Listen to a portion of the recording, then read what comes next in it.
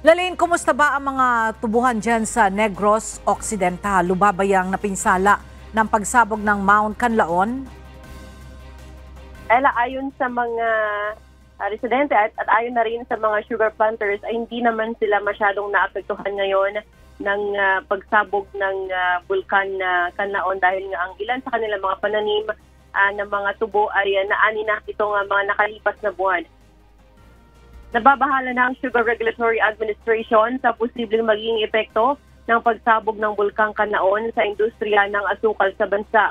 Ang Negros Occidental ang tinaguriang sugar capital of the Philippines kung saan nandito ang may pinakamalawak na plantasyon ng tubo, particular na sa La Carlota City. Ayon kay SRA Administration Pablo Azcona o SRA Administrator Pablo Azcona, posibleng masisira ang mga dahon ng tubo kapag tumagal ang abo ng bulkan dahil sa acid content nito. Kung magkagayon, asang bababa ang produksyon ng asukal. Batay sa report ng PHIVOLCS, naabot ng volcanic ash ang mga pananim sa La Carlota. At ang tanging nilang inaasahan ay ang pagkakaroon ng malakas na ulan para matanggal ang mga abo sa mga taniman.